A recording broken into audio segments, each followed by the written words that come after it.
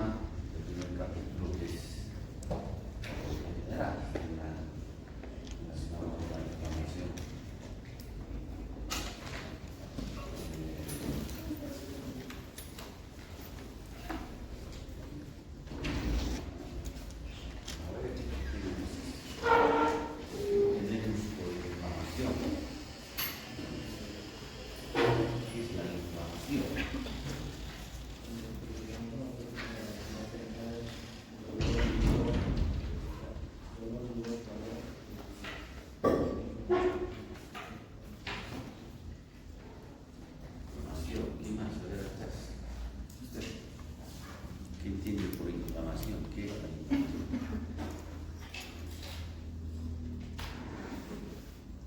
Ustedes hablan. Sí, no sé.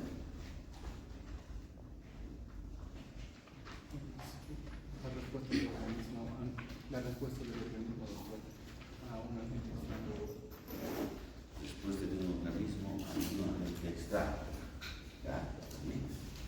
¿Cuántos tipos de inflamación conocemos?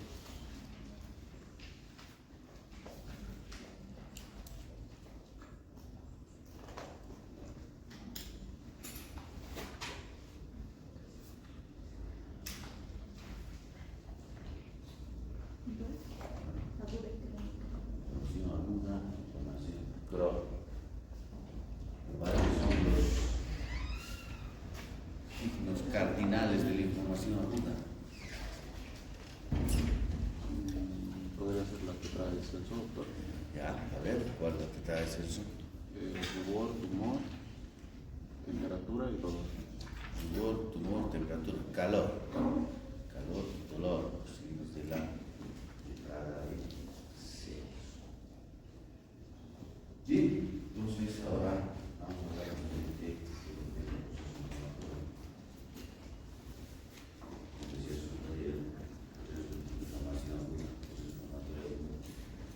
es la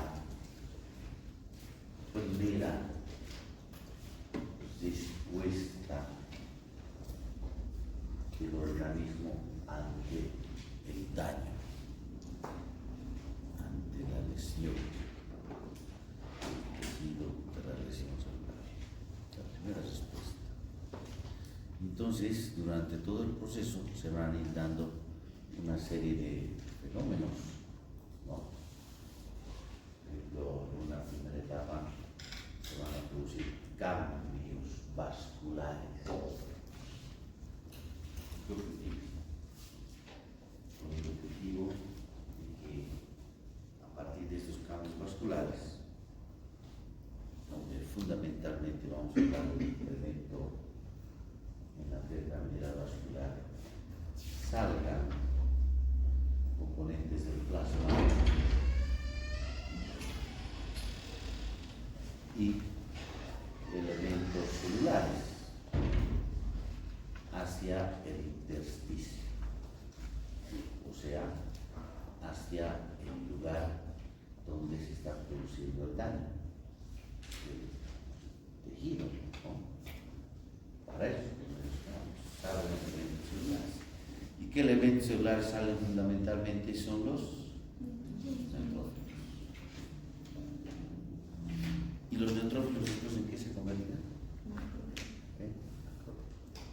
Entonces, ¿a qué salen los neutrófilos?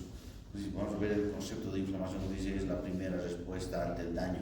¿Cuál es la finalidad? Neutralizar o eliminar, ¿no es cierto?, la causa que está causando daño. Si, por ejemplo, es una bacteria que está produciendo esta inflamación, salen los neutrófilos, ¿ya? Y van a ir a qué? Fagocitar. Dentro de los macroconstituyentes de los fagocitos van a ir a fagocitar ese material que está causando daño. Una vez que fagocitan, lo tienen que destruir. Ese es el objetivo. Se le conoce a grandes rasgos. Después, en todo el proceso hay otros factores, por ejemplo, sustancias quimiotácticas que hacen que ese elemento celular que ha salido del vaso llegue hasta el foco de la lesión. Son quimioatrayentes, van a hacer que favorecen la llegada. Hay otros que se denominan mediadores químicos de la inflamación, que son producidos justamente por estos elementos celulares, y algunos medios químicos son producidos por la propia bacteria, el propio agente que está causando daño, que van a participar en el proceso inmunitario. Si no se elimina la causa o el agente que está causando esta lesión o este daño, desencadena un proceso ya inflamatorio. Ahora, después de esta batalla que se da el proceso inflamatorio de los elementos celulares que van a ir a destruir a la gente que está causando daño, obviamente se produce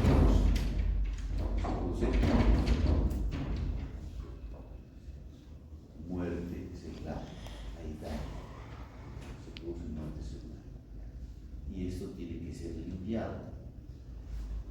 ¿Y quiénes son encargados de esto? Los macrófagos, que son considerados como basureros del organismo. Limpia toda la zona, ¿para qué? Porque en esa zona después se van a dar los procesos de regeneración o reparación. Por eso la inflamación está muy ligada a estos dos aspectos, los breves, la regeneración y la reparación. Tiene que haber una sustitución en el caso de regeneración de aquellas células muertas por otras células que cumplan la misma función. Y si hablamos de reparación, donde ha habido daño, donde ha habido muerte celular, habrá una restitución, pero ya no por estas células que ocupan la misma función, sino por tejido fibroso, tejido conectivo, lo que va a dar en definitiva una cicatriz. Entonces, es íntimamente ligado a lo que es inflamación, a lo que son los fenómenos de regeneración y reparación. Ya después vamos a hablar de la clasificación morfológica de la inflamación, nos explica desde el punto de vista clínico, el movimiento de su forma de presentación, que son particularidades. Entonces, ahora justamente vamos a tocar este tema. Entonces, como dice ahí, pues la respuesta inicial para el lesión tisular se conoce o se denomina como una reacción inflamatoria aguda. Es el paso inicial a este daño. Entonces vean los fenómenos que se pueden ir sucediendo como consecuencia al daño tisular y a la muerte celular. Se puede dar un proceso de restitución, donde la zona lesionada es sustituida por un tejido organizado, por decía, de estructura y función idénticas a las originales. El tejido dañado, las células muertas son sustituidas por estructuras o células con función idénticas a las originales. A este proceso se conoce como regeneración. Pero en el proceso puede darse este otro factor, que es la reparación fibrosa, donde la zona lesionada se sustituye, pero ya por tejido cicatrizado, que no tiene función, que no tiene esa función específica al tejido que se ha ido o a las células que se han ido a perder. ¿Cuándo se da esto? Cuando las células lesionadas no tienen esa capacidad de regeneración. O sea, cuando la lesión tisular o la lesión celular se ha dado en órganos o tejidos donde las células no tienen esa capacidad de regeneración. Entonces, por ejemplo, hemos hablado del músculo cardíaco, donde termina la necrosis en qué? En cicatriz, fibrosis. ¿Dónde vamos a hablar de que las células, dónde se va a hablar que se produce después del daño del tejido la regeneración? Pero a nivel del hígado. Pero esto, músculo cardíaco, esquelético, no tiene esa capacidad, no se van a terminar con cicatriz.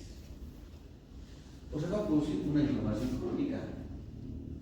Si el agente lesivo persiste y la destrucción insular continua, estos intentos de reparación fibrosa, las respuestas inmunitarias son simultáneas, van dándose de manera simultánea y entonces estamos hablando de un proceso. O sea, para concluir, hablamos de regeneración, se puede producir una regeneración celular, una reparación fibrosa solo si se elimina el agente causal del daño tisular. Si no se elimina el agente causal, entramos en lo que es la inflamación crónica.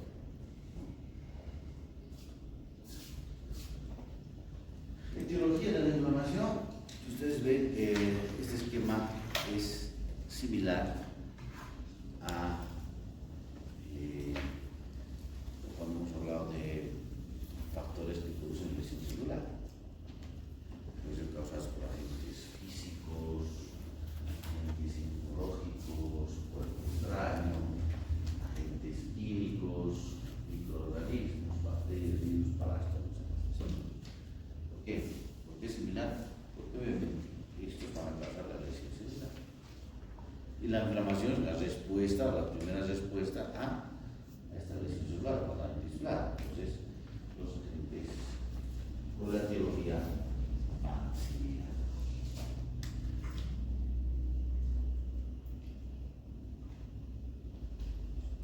Acá estamos viendo la misma mano. Y ahora bien, ¿cómo se clasifica la lesión celular? Como ha dicho su compañera, en dos tipos de inflamación, pero que una es consecuencia de la otra. Como vamos a ver, cuando tenemos la inflamación aguda y la inflamación crónica, las particularidades de la inflamación aguda, hemos dicho, es la primera respuesta del organismo. O sea, esta inflamación aguda se da de manera inmediata ante una lesión, aparece de forma súbita y dura poco tiempo, días, nada más, a diferencia de la inflamación crónica. La inflamación crónica puede durar días, puede durar meses, puede durar incluso años. Hay pacientes que están en proceso inflamatorio crónico años. Es mediada por los neutrófilos, los elementos celulares que fundamentalmente participan son los neutrófilos, que se denominan así, ¿dónde? En el interior del vaso, los musculares. Una vez que salen del vaso, ¿qué se denomina? ¿Ve? ¿Qué se denomina esto? Después que salen del vaso, cambian de nombre.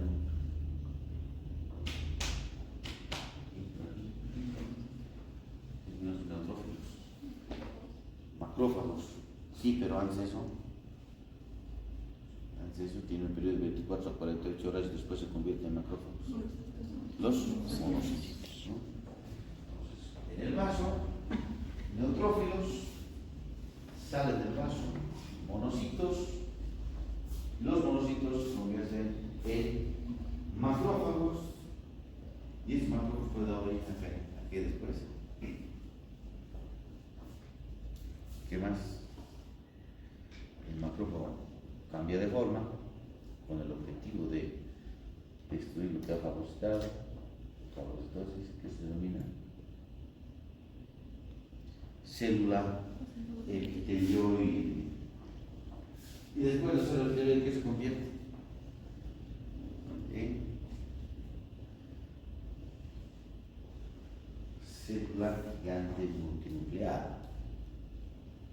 La célula gigante multinucleada es la función de varias células epitelioides. Y la célula epitelioide es un macrófago que ha cambiado de forma. Predominan los fenómenos vasculares, sí señor. Vamos a ver aquí que dan los fenómenos vasculares, especialmente cambios termodinámicos, incremento de la permeabilidad vascular, para que salgan precisamente estos elementos celulares. Y también es característica del fenómeno aguda los fenómenos exudativos. ¿Ya? Fenómenos exudativos, o sea, salida de líquidos componentes del plasma y elementos celulares hacia el intersticio, hacia el lugar donde se está produciendo el daño tisular. Y la otra, la inflamación crónica, hemos dicho que es una inflamación mucho más duradera, años incluso. Acá las células que fundamentalmente participan son estas, los linfocitos. Nosotros observamos al microscopio, observamos leucocitos polimononucleares, neutrófilos, inflamación, agua. Si nosotros observamos al microscopio y vemos linfocitos, inflamación crónica. Ya vamos a ver imágenes con este tipo de inflamaciones. Pero además, en la inflamación crónica actúan macrófagos y células plasmáticas. En este caso de la inflamación crónica predominan los fenómenos reparativos. O sea, hay una mayor actividad de quiénes, de los fibroblastos. Y los fibroblastos fibran colágena, ¿no es cierto?, que van a ir a formar la cicatriz a ese nivel. Escasamente exudativos, no sale mucho elemento celular, estos vasos tampoco lo tienen. Y justamente todos los que ven acá como son núcleos, los azules son núcleos justamente de linfocitos. Al medio vemos una célula multinucleada tipo Langhans. Esto es un contexto del paciente con tuberculosis. La tuberculosis es un proceso inflamatorio crónico. Años puede ser el paciente con esto. Y esta es justamente la célula tipo Langhans, que es todo esto, y que característicamente hemos dicho que los núcleos tienen varios núcleos que se disponen en la periferia de la célula formando como una herradura. Y al interior está lo que fagocita, ¿no? Para explicar más en todo la imagen. ¿Cuáles son las funciones en el caso de la inflamación aguda? Ahí está. La célula, perdón, la zona afectada es ocupada por este exudado inflamatorio. ¿Qué contiene el exudado inflamatorio agudo? Tiene proteínas, tiene líquidos y elementos celulares que están saliendo del vaso. Hemos dicho realmente los neutrófilos, ¿no? Y de transfusión, pues ¿cuál es la función entonces de estos elementos celulares o todo lo que sale de este exudado inflamatorio agudo que ha salido al lugar de la zona afectada? Es destruir el agente que está causando el daño tisular. Después viene la limpieza de la zona. O sea, ha habido destrucción celular, hay delitos celulares, todo eso que se tiene que limpiar, donde participa activamente, como se ven en este proceso de la fagocitosis, los neutrófilos y los macrófagos. Después, pues vendrá el fenómeno que puede ser una regeneración, puede ser una separación grosa. Esta es una primera presentación. Si el agente nocivo no ha sido eliminado, no ha sido destruido, ¿qué pasará? Si no se destruye la gente. La idea es destruir la gente, se destruye todo, bien, lindo, y después ya vienen los fenómenos de regeneración o separación. Pero si no se destruye la gente, se cronifica el proceso. Finalidad, entonces, eliminar o neutralizar la causa de la lesión y después reparar sus consecuencias, y es por eso que esta inflamación está vinculada a los procesos de reparación o cicatrización. Y entonces, antes de empezar a hablar ya de los fenómenos vasculares que se van librando en la inflamación aguda, ustedes mismos lo han dicho, pues los signos cardinales de la enfermedad de ciertos huesos están viendo ahí. Perdón.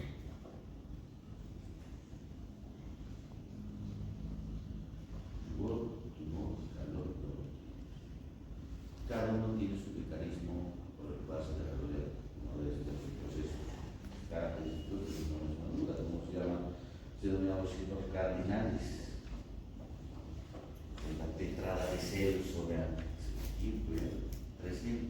2000 años antes de Cristo, pero ya se conocían estos cardinales de la antigüedad de Zeus, los griegos.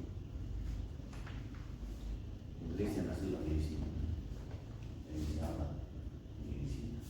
Pero actualmente a eso se añade otro signo más. Pérdida de la función por el choque a todo alma. Ahora, cuando digo, ya nos mandamos cuatro signos de la letra. Sí.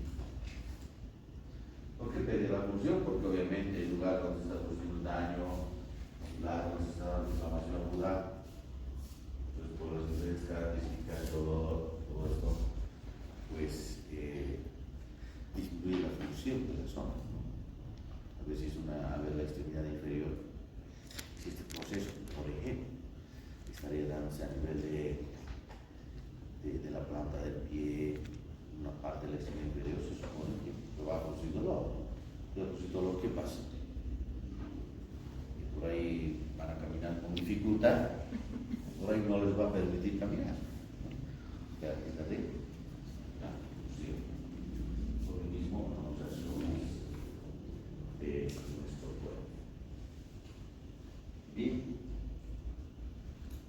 Componentes fundamentales de la inflamación, todos hemos dicho ahí que tenemos la respuesta vascular, por un lado, la respuesta celular.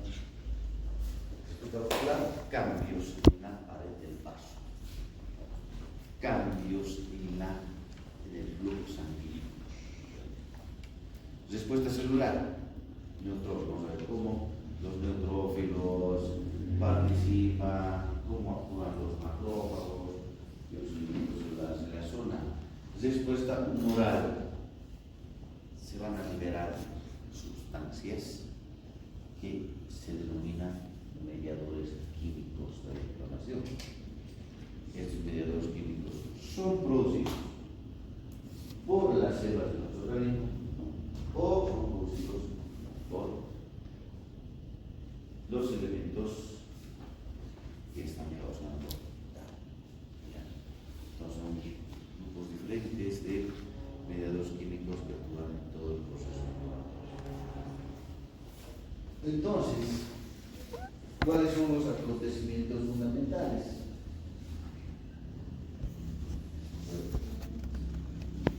Una inflamación aguda a nivel del vaso, se van a dar cambios hemodinámicos, se va a producir un incremento en la permeabilidad de los vasos y esto, pues todo va de manera secuencial, ¿no? Entonces, este incremento de la permeabilidad tiene el objetivo de que salga líquido con plasma, pero además leucocitos salgan desde el vaso hacia los tejidos o hacia el foco del daño visual para que la sangre vamos a neutralizar. Todos vean que estos son ya los principales cambios hemodinámicos durante la inflamación.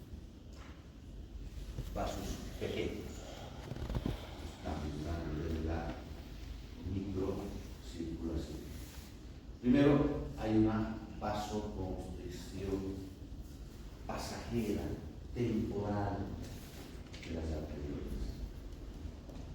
Esto va seguido inmediatamente de una vasodilatación de las arteriolas, y al haber una vasodilatación arteriolar hace que se incremente el flujo sanguíneo a nivel de las vénulas y los capilares. Incremento del flujo sanguíneo a las vénulas y los capilares, y a su vez este incremento del flujo sanguíneo en estas zonas produce que se dé un enlentecimiento de ese flujo sanguíneo. Ahí están los dos primeros signos, entonces, para que tengan en cuenta cómo se producen los dos primeros signos de la letra de Celso, que es el calor y el sudor. ¿Había sido debido a qué? A la humedad.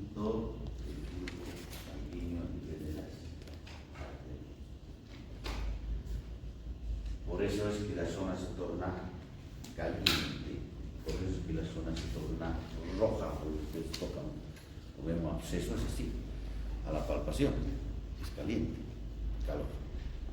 ¿Por qué? Porque a nivel de las arteriolas todavía tenemos que sangre oxigenada, ¿no? Y donde hay sangre oxigenada la zona es caliente. Si hay, por ejemplo, un incremento de flujo sanguíneo a nivel de una vena, es sangre desoxigenada, no tiene oxígeno en la vena, en la sangre, las venas, es una zona fría. Entonces, por eso es que acá le da esa característica de calor y sudor, la zona y un aumento del flujo sanguíneo, precisamente por esta vasodilatación arterial del flujo, también se zona está roja. ¿Ya? Esto trae consecuencias, hemos dicho, el enlentecimiento del flujo sanguíneo. ¿Qué pasa cuando se da el enlentecimiento del flujo sanguíneo?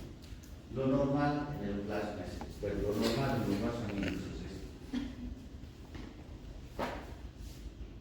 Que en un flujo sanguíneo normal, los elementos celulares discurran o vayan por la parte central. Y el plasma va por la parte periférica.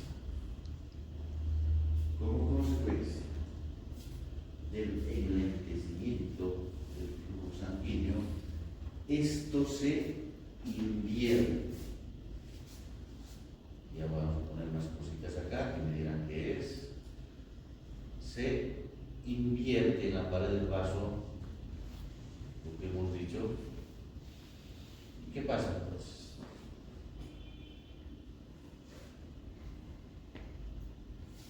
Los elementos celulares, los neutrófilos, se van a la parte periférica y el plasma se va a la parte central. No de inversión. ¿Cuál es el objetivo de eso? ¿Ah? Para poder realizar la diapéresis. ¿Perdón? Para poder realizar la diapéresis. Para poder o permitir justamente, ya se está preparando todo, para permitir que estos elementos celulares, que son los neutrófilos, salgan del vaso hacia el intersticio donde se está produciendo el daño tisular. ¿Y qué tiene que pasar para que salgan? Tiene que pasar en el vaso. ¿Ah? Ya están afinadas. Aumentar la permeabilidad. Incremento en la permeabilidad del vaso. Pues por los van a salir, porque nosotros sabemos que los vasos sanguíneos están revestidos por un endotelio. Epitelio plano simple, que son estas células, ¿no? Epitelio plano simple, y estas células están unidas por unas uniones que se denominan como uniones desmosónicas, para evitar que salga el plasma o los celulares, que no es pero no estamos hablando de procesos inflamatorios. Entonces, ¿qué pasa? Para que salga este elemento celular se tiene que dar un incremento en la permeabilidad del vaso. Entonces acá participan justamente un método químico muy importante. Histamina. ¿Dónde está la histamina? Está almacenada en torno de granos en el citoplasma de fundamentalmente las células cebadas. Entonces, poniendo que acá está esa célula, acá está la histamina, y entonces esta histamina se libera y va acá, a la célula endotelial, donde tiene receptores H1, justamente, que son receptores específicos para la histamina, los se llaman H de histamina. Viene la histamina y se ancla en su receptor. ¿Y qué hace? ¿O qué provoca el anclaje en su receptor? Hace que esta célula endotelial se contraiga o se achique, se hagan más pequeñas y vean que el espacio es el ahora adecuado para que ese elemento citosal, pues tienen acá lo mismo, esta célula se contrae, lo mismo está el espacio entre celular endotelial y célula endotelial se incrementa lo que es justamente se denomina el cálculo de la permeabilidad muscular, salga.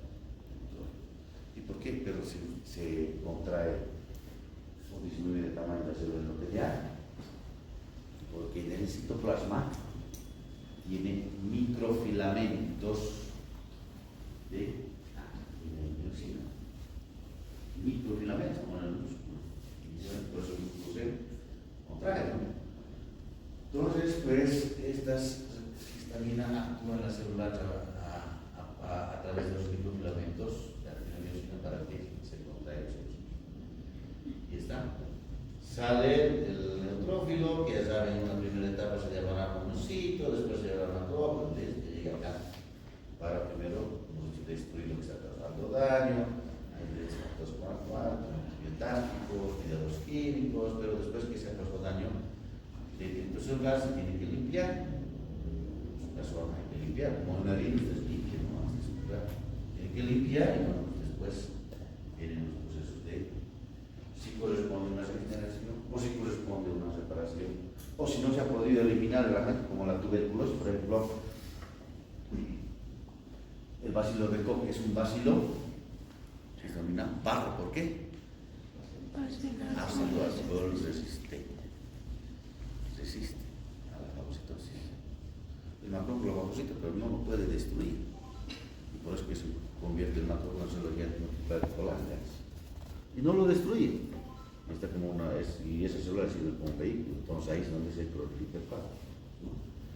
Entonces, como consecuencia del envejecimiento del flujo sanguíneo, se da estos dos procesos, estos tres procesos. Marginación, que hemos dicho que los elementos celulares pasan a la parte periférica, rodamiento, donde estos elementos celulares cada vez tienen mayor contacto con las células endoteliales para después poder salir. Y lo mismo la adhesión, ¿no? Entonces ahí está la marginación, los leucocitos pasan a la periferia de la superficie. Rodamiento, los leucocitos están rodando en contacto con las células endoteliales, produciendo una activación de ambas células, estableciendo contactos laxos entre sí a través de moléculas de adhesión, en este caso son las selectivas. Y después viene la adhesión, que es una unión ya más fuerte entre el leucocito y el neutrófilo y lo que es la célula endotelial. Y acá participan ya otras moléculas de adhesión más fuertes que denominan las integrinas, en este caso producidas netamente por los leucocitos. Y entonces todo este fenómeno hace que se incremente, se aumente la permeabilidad de los vasos pequeños durante la inflamación. Ahí vamos a quedar.